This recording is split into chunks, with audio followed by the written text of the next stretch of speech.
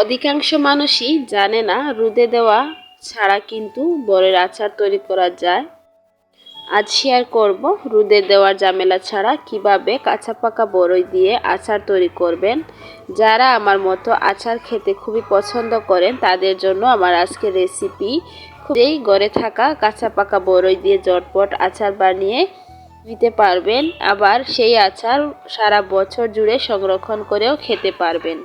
Hello everyone, আসসালামু আলাইকুম। সবাই কেমন আছেন? আশা করি সবাই আল্লাহর রহমতে সুস্থ আছেন, ভালো আছেন। আলহামদুলিল্লাহ, আমরাও আল্লাহর অশেষ রহমতে ভালো আছি। আচার বানানোর জন্য এখানে আমি নিয়েছি 1 কেজি পরিমাণ কাঁচা পাকা বড়ই। বড়ইগুলোকে আমি ভালো করে ক্লিন করে নিয়েছি। এখন আমি আচারগুলো তৈরি করব। তো এর জন্য কড়াইতে দিয়ে দিলাম পরিমাণ মতো সরিষার তেল। বিসমিল্লাহ। এখন আমি এখানে দিয়েছি জিরা আর দিয়েছি কয়েকটা শুকনো মরিচ দিয়ে কিছুক্ষণ এভাবে ভেজে নিব।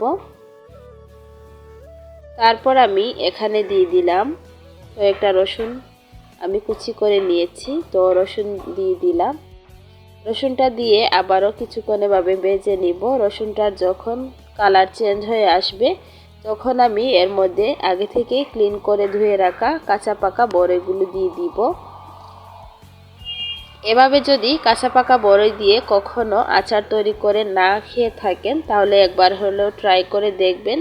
খেতে কিন্তু খুবই সুস্বাদু হয়, আর রোদে দেওয়ার ঝামেলা ছাড়া খুবই সহজেই এই আচারগুলো তৈরি করে নেওয়া যায়। তো আচারগুলো আমি ভালো করে এখন মিশিয়ে নিচ্ছি। বড়ইগুলোকে এভাবে 2-1 মিনিট আমি তেলের মধ্যে নেড়ে ছেড়ে নিব। তারপর এখানে দিয়ে দিব 1 কাপ পরিমাণ চিনি। মিষ্টিটা যদি আপনারা বেশি খেতে পছন্দ করেন তাহলে চিনির পরিমাণটা কিছুটা বাড়িয়ে দিবেন। আমি এখানে দিয়েছি 1 কাপ পরিমাণ চিনি। তারপর দিয়ে দিলাম আমি এখানে ধনিয়া গুঁড়া, জিরার গুঁড়া, আর দিয়েছি লাল মরিচের গুঁড়া, আর দিয়েছি সামান্য পরিমাণ লবণ। এখন আমি সবগুলোকে একসাথে মিশিয়ে নিব। আর আচারের জন্য 5 ফোড়নটা আমি আগে থেকেই রেডি করে নিয়েছি, এটা আমি আচারের শেষের দিকে ব্যবহার করব। এখন আমি আচারটাকে ভালো করে নেড়ে ছেড়ে দিচ্ছি। আর এখানে আমি কিন্তু কোনো পানি ইউজ করব না। চিনি আর বড়ই থেকে কিন্তু কিছুটা পানি বের হবে, ওই পানি থেকেই বড়ইটা সিদ্ধ হয়ে যাবে।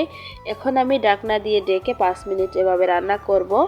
তো দেখুন 5 মিনিট পর আমি ঢাকনাটা উঠিয়ে নিলাম আর আপনাদেরকে দেখিয়ে দিচ্ছি বড়ইগুলো সিদ্ধ হয়ে গিয়েছে আর বড়ই থেকে অনেকটা পানি ছেড়েছে। তো এখন আমি এভাবে বড়ইগুলোকে এই চামচের সাহায্যে ভেঙে দিব।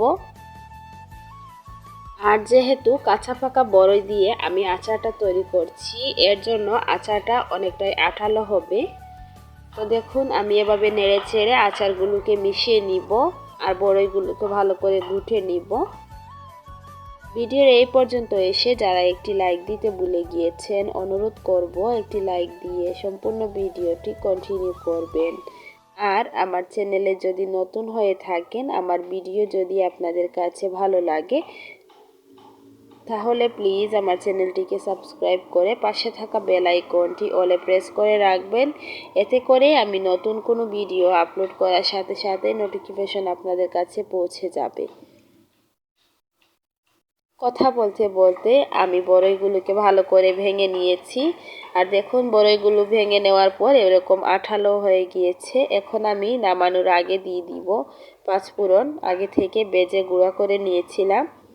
5 ফোড়ন দিয়ে দেওয়ার পর আমি আবারও ভালো করে মিশিয়ে নিচ্ছি। আর আচারটাকে এখন আমি চুলার আঁচটা কমিয়ে ভালো করে এভাবে নেড়ে ছেড়ে কিছুটা সময় নিয়ে রান্না করে নিব। আপনারা যদি এই আচারটাকে সারা বছর সংরক্ষণ করতে চান তাহলে এখানে এখন সিরকা দিয়ে দিবেন।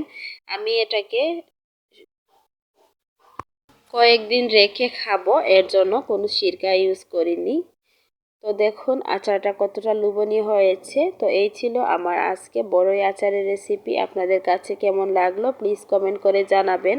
সবাই অনেক বেশি ভালো থাকবেন, সুস্থ থাকবেন। দেখা হবে পরবর্তী কোনো ভিডিওতে। আল্লাহ হাফিজ, আসসালামু আলাইকুম।